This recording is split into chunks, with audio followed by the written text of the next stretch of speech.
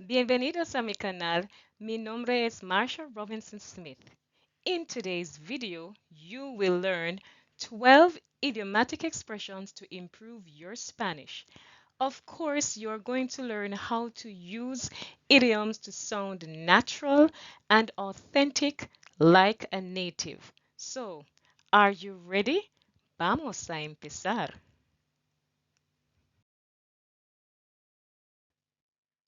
What is an idiom? ¿Qué es un modismo? An idiom is a phrase or expression that means something different from what the words say. You've already won me over in spite of me, and don't be alarmed if I fall head over feet.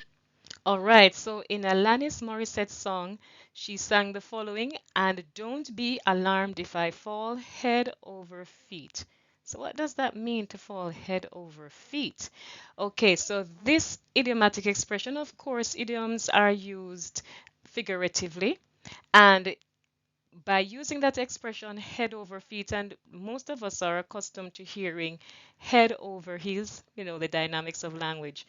All right, so this means that she is expressing the way how she feels. It means she is falling in love with the person who is really nice and treats her very well. All right, so the expression, of course, head over feet or head over heels means being completely and unexpectedly in love, almost like you're upside down because of your strong feelings.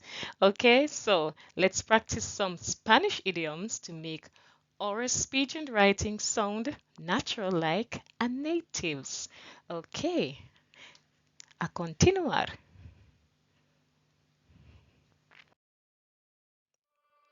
So the first one we're going to learn today is ¿Qué tienes en mente?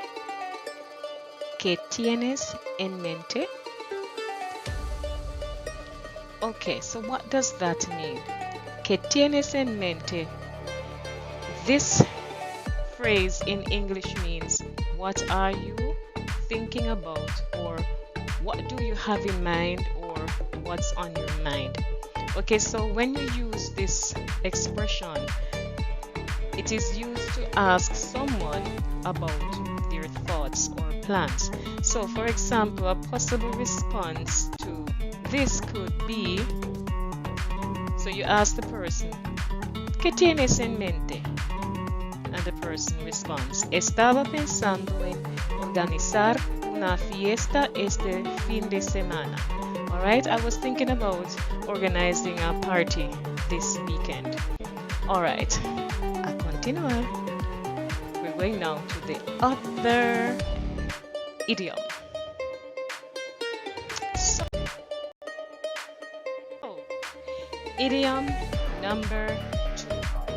¿Estás de broma? ¿Estás de broma?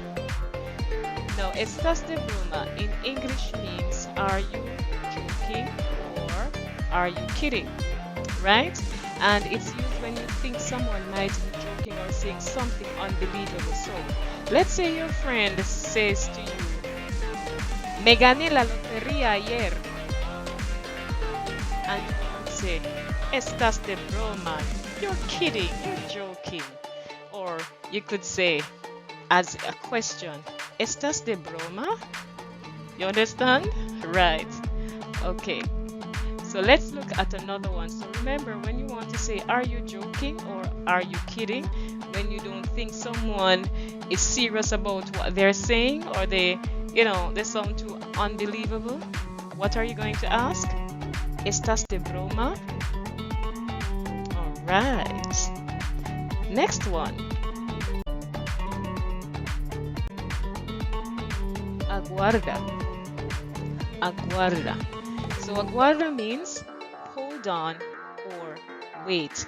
Hold on or wait. Let's look at an example. Aguarda unos minutos, por favor, mientras preparo la información que necesitas. So this is saying, hold on a few minutes, please, while I prepare the information that you need. Or wait a few minutes, please, while I prepare the information that you need. when you're requiring someone's patience, what do you say? Aguarda. Alright? Aguarda. Muy bien. A continuar. So we are now at número 4. ¿Qué te cuentas? ¿Qué te cuentas? What have you been up to? The phrase ¿qué te cuentas in English means what's new with you or what have you been up to. It's a way of asking someone to share what's been going on in their life. So let's look at an example of a response to this question. No mucho, solo trabajando y pasando tiempo con la familia. ¿Y tú? So you ask a friend, ¿qué te cuentas? And the person responds, no mucho, solo trabajando y pasando tiempo con la familia. ¿Y tú? Nothing much, just working and spending time with my family. And you? Alright, a continuar.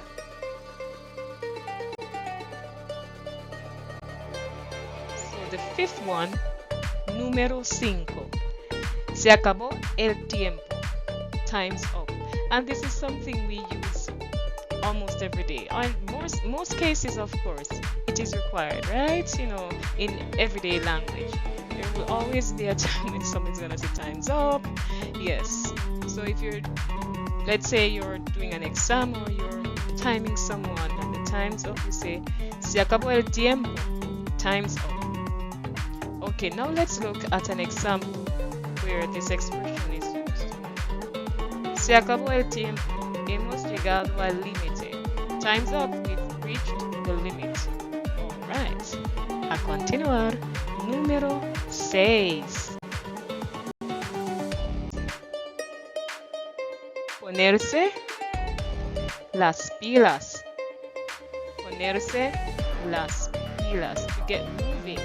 Alright. So, when you want to, to instruct or to, let's say, tell somebody, put your hands to work, so to speak. Get busy, man. Get moving. We say ponerse las pilas. Alright, so let's look at it in an example. Es hora de ponerse las pilas y terminar este proyecto antes de la fecha límite. It's time to get moving and finish this project before the due date. Alright?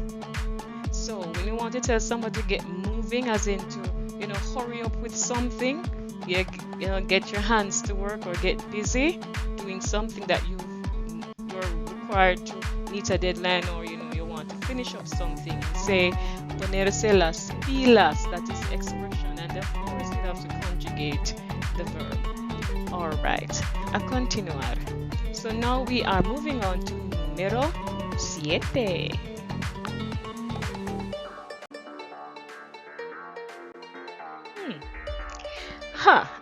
This is one of my favorite expressions. Costar un ojo de la cara. Costar un ojo de la cara. Alright. To cost an eye of the face. So what do you think this means? Of course you get it right. Of course you got that correct. Yes, it means to cost an arm and a leg. Let's look at that in an example. Esta pulsera me costó un ojo de la cara. Esta pulsera me costó un ojo de la cara. So when you want to say something is expensive, very, very expensive, we use the expression costar un ojo de la cara. En inglés, se dice to cost an arm and a leg. A continuar.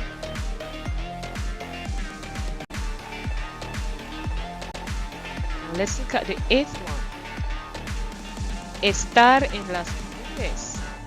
Estar en las nubes. ¿Qué significa? To be daydreaming. Estar en las nubes. To be daydreaming.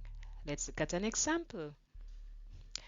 John no escuchó nada de lo que dijo el maestro en la clase de historia porque estaba en las nubes. All right, so John wasn't at class at all. His body was there, but his mind was far away. Okay, so he was daydreaming. Yo no escucho nada de lo que dijo el maestro en la clase de historia porque estaba en las nubes.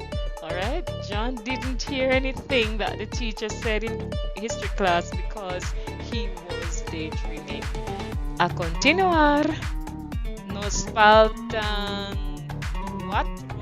Sí, faltan cuatro. Alright.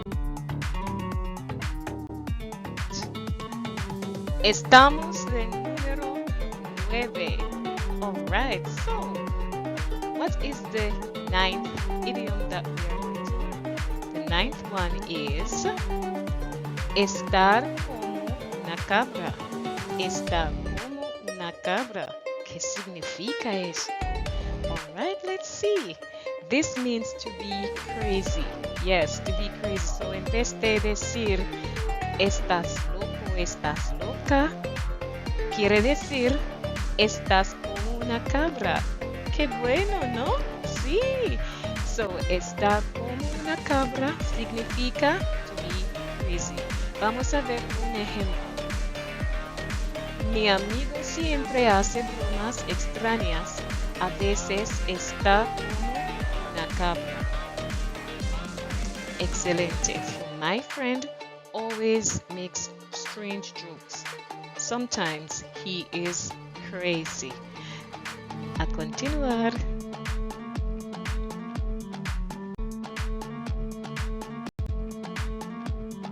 Okay, so now we are at the 10th one. And that one is que pena, que pena. ¿Qué significa? Que pena. What a shame. What a shame. Okay, so what a shame doesn't really mean something that is shameful as in the sense of something being disgraceful. What it means is that, you know, in English this means too bad, right? And it is used to express sympathy or regret about something unfortunate that has happened, okay? So for example, if someone tells you they lost their favorite toy, you might say que pena, to show you feel sorry for them. Alright, so now let us look at an example here. Qué pena que no pudieras venir a la fiesta. Te extrañamos. What a shame. Oh, too bad you couldn't come to the party. We missed you. Okay? Alright. So if you want to say too bad or what a shame, you know, to express regret or sympathy, you say qué pena. A continuar.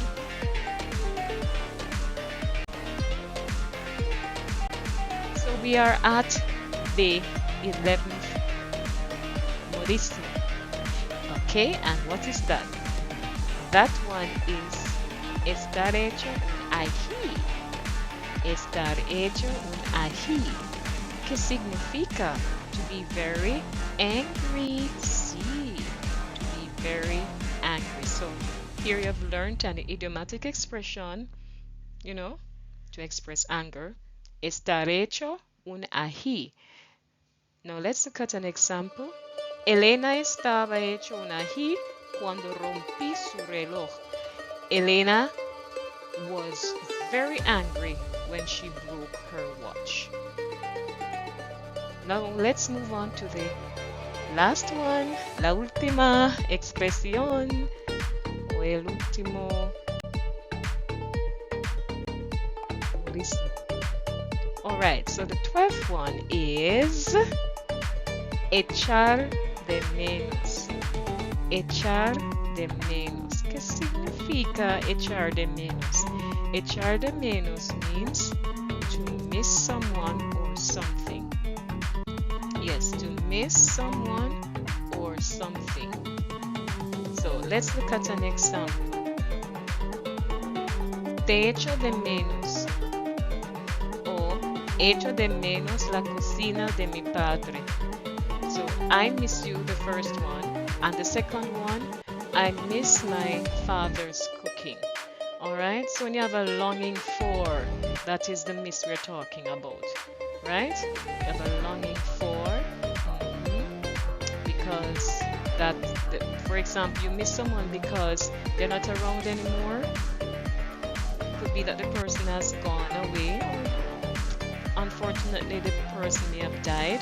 You know, you miss that person, that longing for that, you know, the closeness. Or you could miss something. You know, you used to do certain things, you don't do them anymore. You long for that, you know, feeling of doing the thing or whatever it is. So that's the miss we're talking about. Okay, so now it was a pleasure, and I hope that you have learned from this video. And I hope that at the end of this video, of course, you will have benefited greatly in that your vocabulary would have increased and you would have left this session knowing something to improve your language and to be more authentic and natural when speaking and writing. So, ya estamos al fin de este video. Nos vemos. Hasta la próxima. Adiós. Goodbye. Remember to like, share, and subscribe. Okay? It was my pleasure. Fue mi placer. Ciao, ciao.